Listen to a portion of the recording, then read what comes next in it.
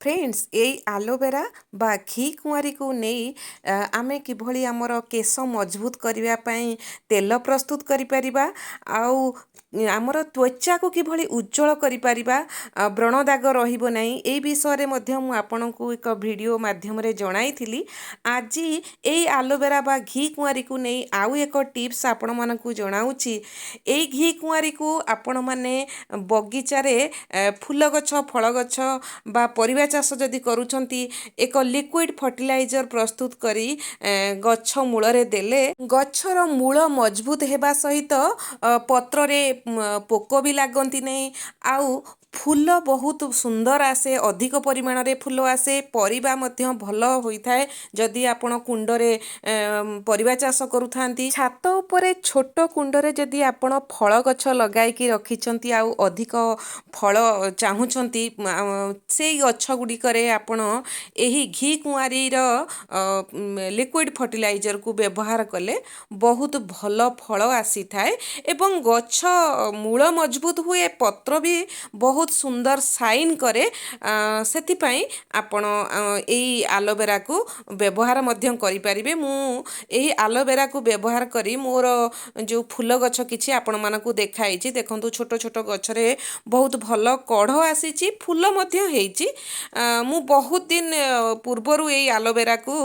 Liquid fertiliser करी व्यवहार करी आसीछि। एई फर्टिलाइजर को घरे प्रस्तुत करिबा मध्य अति सहज। आपण माने जदि घी कुआरी गछ कुंडरे रखिछंती किंबा पाख पड़िसारे हेइछि आउ तार पत्र केते गुड़ाए खराब हे जाइछि देखंतु तो मु देखाइथिली पूर्व वीडियो रे भल घी कुआरी आपण नै परिबे ता सहित केते गुड़ाए खराब जोगुड़ाक पाचि जाई थाए बा हळदिया पड़ी जाई थाए सेगुड़ाक मध्य आपण नै परिबे किछि असुविधा नै सबु को मिसेई मु नेइछि। तेणु ए घी कुआरी कौन सी जिनिस नष्ट हुए ना मु पूर्व वीडियो रे मध्य बुझाई कही सबू को नहीं जाइछि एवं मिक्सी जार रे ताकू गोटे पेस्ट बनई देबी ता देहरे पानी थाए जेल अंश थाए पानी मिसाइबा दरकार नहीं। प्रथमे आमे सेमती मिक्सी जार रे नहीं एक भल पेस्ट प्रस्तुत करदेबा एई भली देखंतु हेई जाइछि। आमे जेतेबेले आमर त्वचा और केश पाई व्यवहार करूचे घी कुआरी भल घी कुआरी जोटा सुस्थ सबल घी कुआरी खंड नबा एवं ता भीतर जेल को व्यवहार करिबा। किंतु जेतेबेले गछ पाई फर्टिलाइजर आमे प्रस्तुत करूचे सुखिला बा पाचि जाइथिबा घी कुआरी को खंड को नहीं मध्य आमे ग्राइंडिंग करी पेस्ट करिबा एवं जेतिकी परिमाणर आमर पेस्ट प्रस्तुत हैला तार 4 गुण पानी आमे मिसाई देबा पूरा पतला करदेबा। देखंतु मु आपन को देखाउची घर भितरे जो प्लांट रखिछंती बा सजेइबा पई जो इंडोर प्लांट अछि मोर एटा देखौछि फिलोडेंड्रन आउ सिंघोनियम दीटा प्लांट ताकू मध्य मु भितरे रखे पूरा डायरेक्ट सनलाइट रे रखे नै सेथिरे मध्य किछि लिक्विड फर्टिलाइजर ए जो घी कुआरी रस को देइछि मनी प्लांट रे भी देइछि जेगुड़ाक आमर घर भितर रखू डायरेक्ट सनलाइट से पड़े नहीं। तेणु आपण ये जो फर्टिलाइजरटा देउछंती ताकू 15-20 दिन रे थरे देबे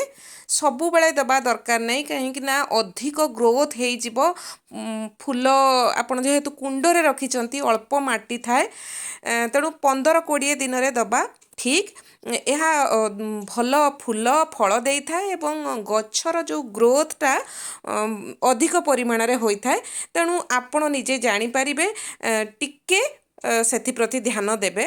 लगातार न दे 15-20 दिन रे थरे देबे जहा फल कि सबु जिनसर बालांस हेबो आउ गछ ग्रोथ हेले तार कटिंग भी करबा को पड़े जदि किछि अधिक पोक लागि छंती सेथि पई मध्य अलगा प्रकार मेडिसिन अछि गछ पई ताकू मध्य व्यवहार करि परिबे। किंतु ये फर्टिलाइजर सबु दिन आपनक पाखरे सहज रे मिली परिबो मु सेथि पई ए टिप्स टी आपण मानकू बुझाई कहिछि एवं मु व्यवहार करे मोर मध्य सबु गछ बहुत सुस्थ सबल रहे एवं भल फूल आसे सेति पई को प्रस्तुत करी मु आपण मानकू देखाइली। आपण मानक भितरु जेउ मानकू गछ लगाइबा बहुत पसंद आसे एवं गछर जेतेबेले आपण जत्न नियंती आपण माने जानी परिबे एक छोट छुआर जत्न जेभली गछर जत्न नबा मध्य सेई भली ଗଛକୁ କିଭଳି ସୁସ୍ଥ ସବଳ ରଖିବେ, ତାକୁ କିଭଳି ଯତ୍ନ ନେବେ, ତା ଦେହରେ କିଭଳି ପୋକ ଲାଗିବନି, ସେଥିପ୍ରତି ଆମକୁ ଧ୍ୟାନ ଦେବାକୁ ପଡ଼ିଥାଏ। ଏହି ସହଜ ଗାର୍ଡେନିଂ ଟିପ୍ସଟି ଯଦି ଆପଣମାନଙ୍କୁ ପସନ୍ଦ ଆସିଥାଏ ତାହେଲେ ଭିଡ଼ିଓକୁ ଲାଇକ୍ କରିବା ସହିତ ସେୟାର ମଧ୍ୟ କରିବେ। ଚ୍ୟାନେଲକୁ ଯଦି ସବସ୍କ୍ରାଇବ୍ କରିନାହାନ୍ତି ତାହେଲେ ସବସ୍କ୍ରାଇବ୍ କରିନେବେ। ଧନ୍ୟବାଦ।